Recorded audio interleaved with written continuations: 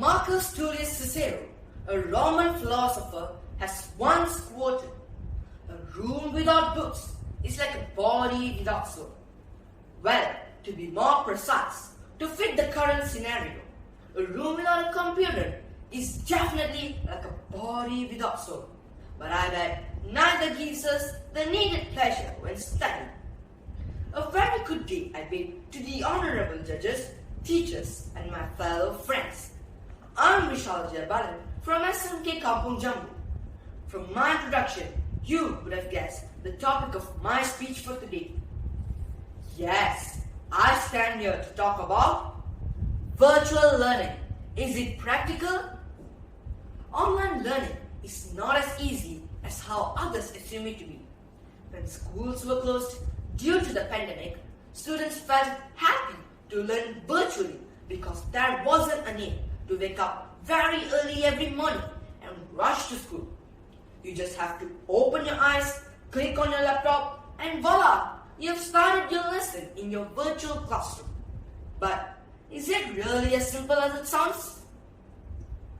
Ladies and gentlemen, if you are diligent at scrolling through social media, you will find that many school students actually face learning difficulties, even though the learning sessions are now done in the comfort of one's home, and they have been voicing out their frustrations and despairs via social media.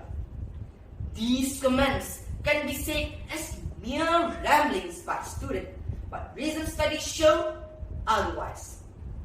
In actual fact, the problems these students voice out are not mere expressions of being spoiled or selfish money.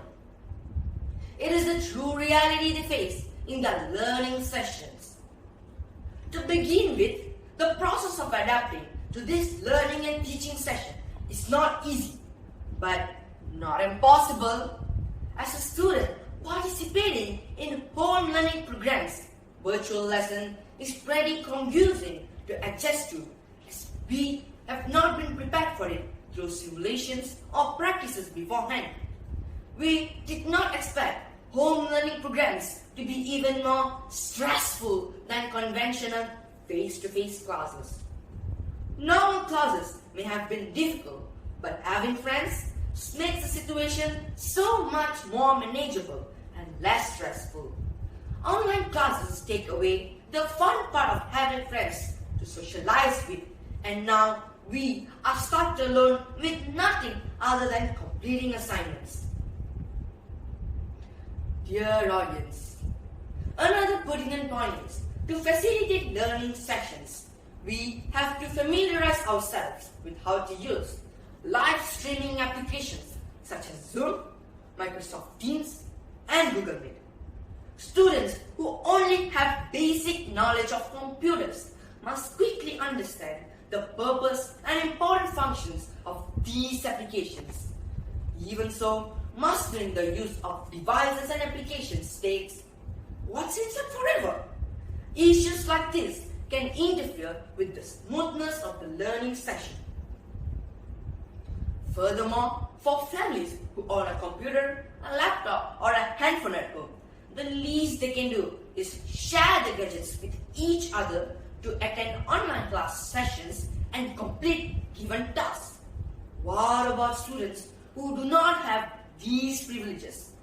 The true sufferers from the government's Movement Control Order, MCO, on school closures are students from destitute families.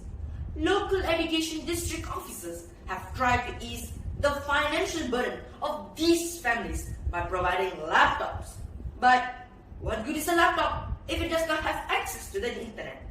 Isn't it irony?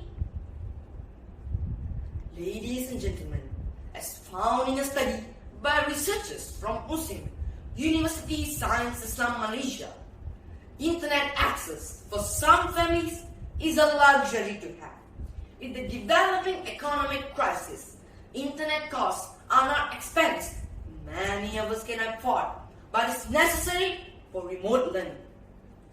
Last year has seen an increase in news articles of how students in rural parts of Malaysia have to do the unthinkable just to get internet access. Who has not heard the story of Fiona Musibin, an undergraduate who had to climb a tree to get good internet connection in order to complete her tests?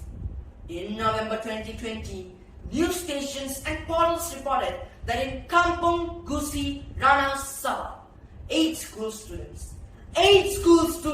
fell from a wooden suspension bridge in their attempt to access internet for their online classes. But what can be done when 80 meters above the river is the only means for an internet signal, and this left them with no other options but to take a huge risk at the expense of their safety. Another point to be taken into consideration is the atmosphere of the house itself, which is not conducive enough. There is pressure to manage commitment and personal time.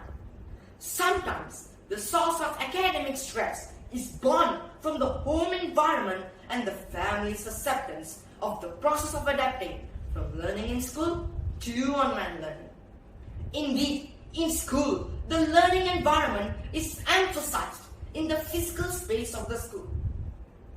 In contrast, in the home environment, learning is independent and depends heavily on students' discipline to attend online classes. Dear audience, when we look at the responses of netizens to the tweets or posts shared by students, there are still those who lack empathy and do not feel that academic pressure is something that is important to voice one's opinions on. Yes, we do have many other pertinent issues such as national security, EPF, politics, economy, crime, and etc. that requires immediate actions. However, students' subtle but desperate cry for help in this matter need to be addressed too. I feel that such an unsympathetic view is very harmful for school children like me. These statements need to be taken seriously because it is an educational issue. We do have many other issues affecting our country, but the issue of education is one of the most important that must be resolved with the right education policies and implementation. It is as crucial as any other issues because we are the future of this country. Thank you.